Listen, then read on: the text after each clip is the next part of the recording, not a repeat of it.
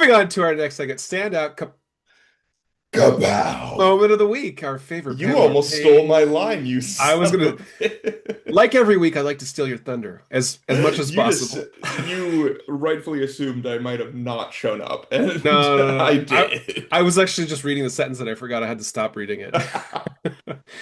My favorite panel or page comes from Alien vs. Captain America #2 by Frank Tieri and Stefano Raffaele.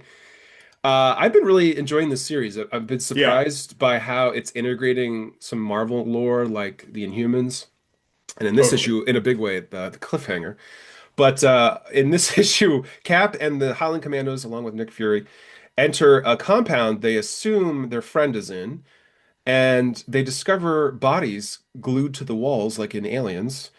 And in this panel you're looking at right now, or if you go to AIPT Comics.com, go to this podcast post, you can see the art.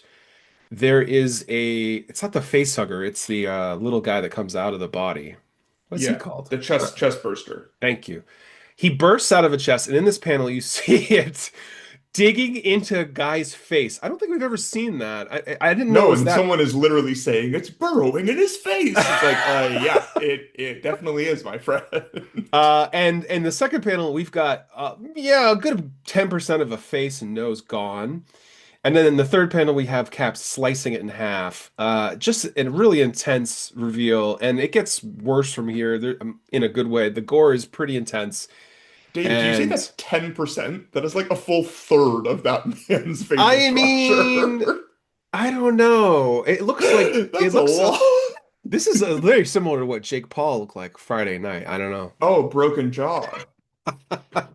I Anyway, what watched that is? just because I wanted to see his jaw broken. I didn't even need to watch it. I just saw it on social. People Well, yeah, I posted it. watched the 30-second clip, let's be honest. That was pretty brutal. As brutal as this, but you know, we usually try not to copy Kapow moments, but this Yes, week, we were uh, so aligned without even knowing. My favorite panels of this week were from Rogue Storm #3 by Murewa, Ayodele, and Roland Boschi. I could have things to say about Rogue Storm in general and all sure. of the Age of Revelation books. There was some plot things that I was not obsessed with, but I loved the primal nature of the art. Like they said they were bringing Primal Storm, and Primal Storm showed up visually. And in this scene, this traitor who was working with Rogue Red, and then at the last second switched to be on Aegon's side, is brutalized by Primal Storm. And this is not Storm like possessed by eternity. This is just Aurora Monroe with like fed the fuck up by all the shit that has happened to her over the past decade, and she uses this blade on a rope to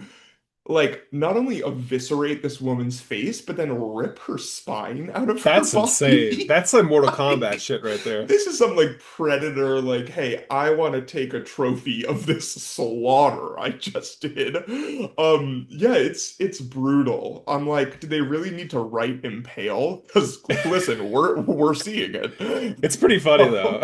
No, it's very funny. It's by the way, this move is just called Yank. Impale. We actually don't need a fancy comic name. Now I'm wondering if did Um, Scorpion in Mortal Kombat ever do this? He probably did, right? Probably. Yeah. Yeah, this was that is if there's ever been a KO move, this was a KO move. I was glad they went there. And I hope we never see 616 Storm do this, because that would make me have a lot of feelings. I feel like they instead of for Rogue Red, she should have said, "Get over here." Yeah, give me a hug. No, that's a really intense panel, that's for sure. Uh,